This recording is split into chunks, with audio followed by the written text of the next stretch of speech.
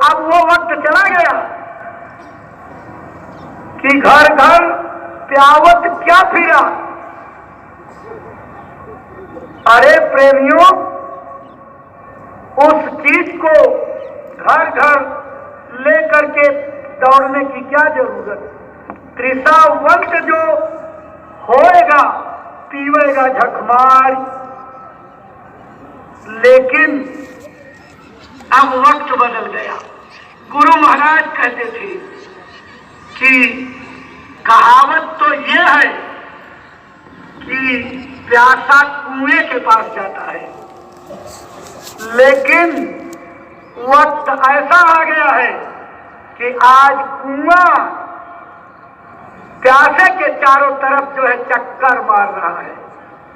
तो जब गुरु महाराज ने प्यासों को पानी पिलाने के लिए अपना सारा जीवन समर्पित कर दिया, तो उन्हीं के छोटे पैमाने तो आप हो। आपका चरित्र गुरु महाराज के चरित्र को दिखाएगा। आपका चेहरा गुरु महाराज के अनुशासन का दर्पण होगा। आपके आचरण गुरु की शिक्षा को प्रदर्शित करेंगे। इसलिए आज गुरु महाराज के दरबार में अपने को सबसे पहले चेतने साधने की जरूरत है कि हमसे कोई भूल चूक न हो जाए, कि मेरे गुरु की दाढ़ी में कलंक लग जाए। आए प्रेमियों, इस संसार में अपने गुरु की बताई हुई शिक्षा से पृथक जाकर के लोगों ने बदनामियां झेल ली। कितने लोग जेल की सीकचों में चले गए। उनके नाम पूरे समाज में कलंकित हो गए। लेकिन धन्य है हमारे गुरु महाराज। आज भी दुनिया के लोग याद करते हैं कि बाबा जय गुरुदेव जी महाराज ऐसे विलक्षण संत हुए जो पूरी जिंदगी बेदाग रहे।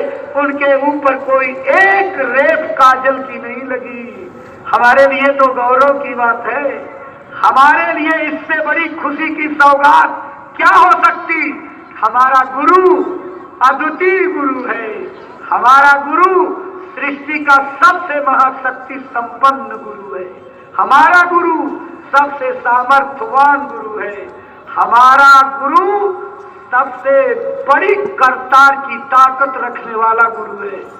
आप इस दरबार में पहुंचे, छोटा मोटा सौदा हुआ। आपकी जिंदगी बड़ी अनमोल है। और प्रेमियों, महात्माओं ने ये इशारा किया, अगर साचा सतगुरु मिल जाए, गर्दन काट करके चढ़ा देने के बाद मिले तो समझना बड़ा सस्ता सौदा हुआ है। ये शरीर तो जहर की बेल है, ये तन विष की बेलरी, और गुरु अमृत की खान। आशीष दिहे जो गुरु मिले तो भी सस्ता जान। आपके लिए बड़ा आसान है। ये प्रेम का मार्ग है। प्रेम का मार्ग कहा गया है बड़ा आसान है। परमात्मा प्रेम के मार्ग से ही मिलता है। लेकिन प्रेमियों, प्रेम किसी सब्जी मंडी में नहीं मिलेगा। प्रेम बैगन के पेड़ पर नहीं फलेगा। पत्ता गोभी फूल गोभी की सब्जी में नहीं मिलेगा। प्रेम किसी हाट बाजार में नहीं मिलेगा। उधार भी नहीं मिलेगा, कर्जा भी नहीं मिलेगा। प्रेम न बाड़ी उपजे, प्रेम न हाट बिकाय, राजा परजा जह रुचे, शीश दे ले जाए। पहले गर्दन काट करके चढ़ानी पड़ती है, तब मिलता है तब। प्रेम की पाठशाला मौसी का घर नहीं होता प्रेमियों। हर बच्चे को अपनी मौसी के घर में पूरी छूट होती है। माँ अपने बेटे को तो हर चीज लेने से रोकेगी, लेकिन अपनी बहन के बच्चे को हरगिज नहीं रोक सकती, क्योंकि बहन के पास गलत संदेश चला जाएगा। इसलिए मौसी के घर में सब छूट, लेकिन प्रेम की इस पाठशाला में गलत फहमी में मत रहना। इसको मौसी का घर मत समझ लेना। ये तो घर है प्रेम का, खाला का घर नहीं। और शीश उतारे भूई धरे तब बैठे घर में। पहले अपनी गर्दन को काट करके दरवाजे पर रख दो, तब इस प्रेम के घर में तुम्हारी जो है एंट्री होगी। इसके पहले घुस नहीं सकते हो। तो यहाँ तो गर्दन काटना पड़ेगा, लेकिन डरिए मत, वो गर्दन नहीं कटेगी जिस गर्दन की आपको मोह है। लेकिन जिस गर्दन के नाते आप चौपटानंद हुए हो, उस गर्दन को तो काटना पड़ेगा। वो कौन सी गर्दन है? आपा मेट जीवत मरे तो पावे करता।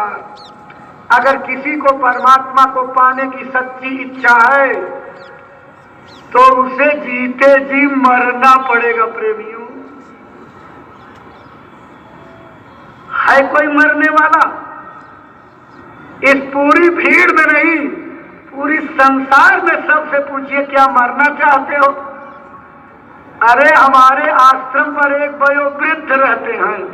जब महाराज जी के सामने जाएंगे तो कहेंगे, महाराज जी अब उठा लीजिए, अब जिंदा नहीं रहना चाहते हैं। जी कहता चाकू भोंक करके चला जाऊं। महाराज जी उनको समझाते हैं। संजोग से एक दिन कुछ खान पान में गड़बड़ी हो गई, पेट में गैस बन गई और बड़ा पेट फूल गया। अब लगे लोटने चिल्लाने। तो महाराज जी ने पूछवाया, भाई कौन चिल्ला रहा?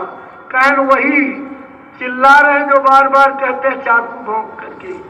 तो कहा, बचा लो, जल्दी से बचा लो, बचा लो। जो रोज रोज मरने की फरियाद करता और जब पेट फूलत कहते हैं बचा लीजिए। मरना कोई नहीं चाहता है, लेकिन बिना मरे मिलेगा नहीं। परमार्थ का फल खजूर की तरह से बहुत ऊंचे लगता है। बिरले आदमी चढ़ोका चढ़ पाएंगे, सब नहीं चढ़ सकते। ऊंचा तरुवर गगन फल बिरला पंछी खाए। इस फल को सोई चखे जो जीवत ही मर जाए। और कहा है, जीते जी मर जाओ, करो ना तन की आशा। आशिक को दिन रात रहे सूली पर बसा। सतगुरुओं ने अपने मुरीदों को यही कहा, जीवत मृतक हो रहो, तजो खलक की आस। रक्षक समर्थ सतगुरु क्यों पावे दुखता। ऐ प्रेमियों, जीते जी मर जाओ। आपके गुरु समर्थ हैं, जीवात्मा की डोरी पकड़ रखे हैं। कोई माई का लाल इसको ले नहीं जा सकता।